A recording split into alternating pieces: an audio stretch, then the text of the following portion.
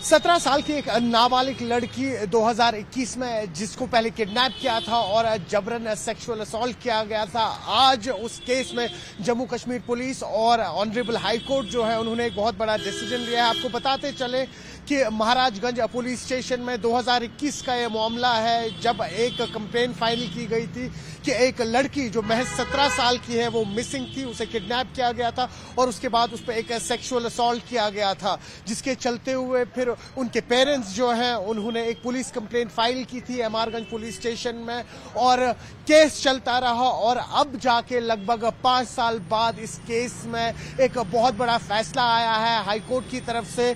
जो ये कल्प्रिट था उसको 14 साल की जेल मिली है और साथ ही साथ 15,000 का जुर्माना भी उसे भरना पड़ेगा। तो आपको बताते चले कि पॉक्सो एक्ट के तहत ये जो शख्स है इसको 14 साल की सजा मिली है और साथ ही साथ 15,000 का जुर्माना भी इसे देना ही पड़ेगा। अब वही अगर हम दूसरी खबर का रुख करें, आप जानते ही हैं सीएम उमर अब्दुल्ला 6 फरवरी को इस बार बजट प्रेजेंट करेंगे जम्मू असेंबली में। कई सारे स्टेक होल्डर्स की उम्मीदें जुड़ी हुई हैं इस बजट से, स्पेशली अगर हम बात करें जो डेली वेजर्स की रेगुलराइजेशन का मामला है। करीबन 70,000 ऐसे डेली वेजर्स हैं जिनको 2004 से लेकर अभी तक रेगुलराइज नहीं किया है। लगभग 32 साल गुजर चुके हैं, मुख्तलिफ गवर्नमेंट्स आई, मुख्तलिफ ओपिनियन, सब कमिटीज फॉर्म की गई, लेकिन कहीं ना कहीं इन 70,000 फैमिलीज को इंसाफ नहीं मिला। तो एक उम्मीद जगी है कि जो इस बार CM Omar Abdullah budget present करने वाले हैं 6 फरवरी को जम्मू में, तो क्या उसमें कहीं ना कहीं स्पेशली डेली वेजर्स के हवाले से कोई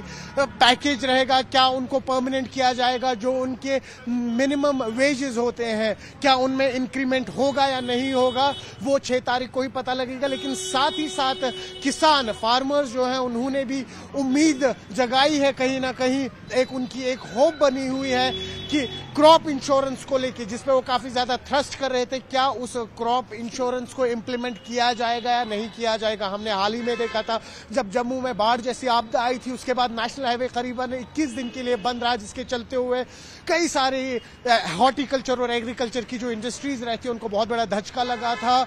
ऐसा सुनने में आ रहा है कि करीबन 2200 करोड़ का ये नुकसान था और उम्मीद जगाई जा रही है कि इस बार एक कॉम्प्रहेंसिव पॉलिसी बनेगी स्पेशली हॉर्टिकल्चरिस्ट और एग्रीकल्चरिस्ट के लिए, जहां पर क्रॉप इंश्योरेंस प्रायोरिटी रहेगी। तीसरी खबर का रुख करेंगे, मौसम में फिर से अभी एक करवट आने वाली है। जी हाँ, कल से यानी 3 फरवरी से अगर हम बात करें मेट की, तो उन्होंने कहा है वेस्टर्न डिस्टर्बेंसेस काफी ज्यादा स्ट्रांग है, जिसके चलते हुए साउथ कश्मीर के कुछ ऐसे इलाके हैं जहां बर्फ हो सकती है। वही नॉर्थ कश्मीर की अपर रीचेस में जिसमें गुलमर्ग की पहाड़ियां आती है या कुपवारा हंदवारा के जो हिली रीचेस है वहां पर भी बर्फ हो सकती है। और वही अगर हम सेंट्रल कश्मीर की बात करें यानी कि गांधरबल, बडगाम और श्रीनगर की प्लेन रीचेस में बारिश होने के चांसेस हैं। आप जुड़े रहिए न्यूज़ 18 जेके डिजिटल के साथ।